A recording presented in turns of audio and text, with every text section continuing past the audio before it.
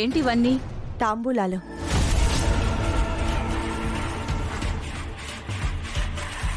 తాంబూలాలేంటండి? ఎవరు తీసుకురమ్మన్నారు మిమ్మల్ని? అలా అంటావేంటమ్మా? వీళ్ళిద్దరికి పెళ్లి చేయాలనుకున్నాం కదా.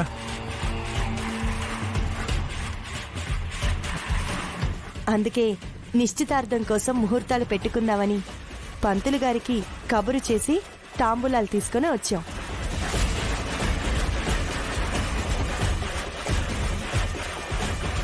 వాళ్ళిద్దరికి పెళ్లి చేస్తానని చెప్పాను కదా. పెళ్లి చేయాలంటే ముందు నిశ్చితార్థం చేసుకోవాలి కదా, అందుకే వాళ్ళ ఏర్పాట్లు చేసుకుని వచ్చారు.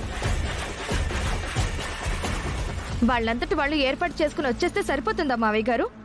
ఇక్కడ మనం సిద్ధంగా ఉన్నామో లేదో తెలుసుకోవద్దా? అంటే అంటే మాతో ఒక్క మాట అయినా చెప్పరా? మీ అంతటి మీరే తాంబూలాలు పట్టుకుని పంతులు గారిని పురమాయించుకుని వచ్చేయడమేంటి? అంటే నేను మాట మీద నిలబడినానా? వాళ్ళిద్దరికి పెళ్లి చేయనని అనుమానమా? అనుమానించే వాళ్ళమైతే మిమ్మల్ని ఆరాధిస్తాం కానీ తాంబూలాలు పట్టుకొని రాము కదా. ఏదైనా సరే మీరిలా ఒక మాట కూడా చెప్పకుండా రావడం నాకు నచ్చలేదు.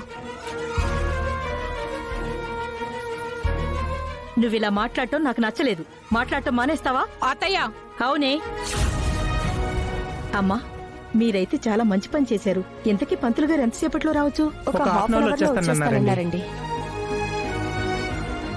అమ్మా గుండమ్మ, వీళ్ళిద్దరూ నిశ్చితార్థం కాకుండానే ఆల్రెడీ పెళ్లైన కొత్త జంటలాగా కలిసిమెలిసి తిరుగుతున్నారు. నిజమా అండి? మా నాన్నమ్మ ఎందుకు అబద్ధం చెప్తుంది మేడం? తను చెప్పేది నిజం.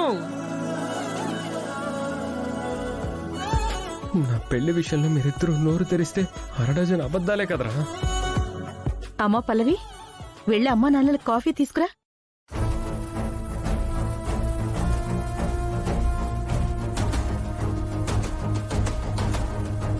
అదేంటి అలా అల్లుడు వెళ్ళిపోతున్నాడు?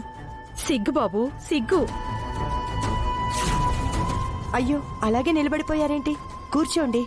మా ఇంటికొచ్చి మాకు మర్యాదలేమీ చేయక్కర్లేదు. మీరు కూర్చున్నారుగా, కూర్చోండి.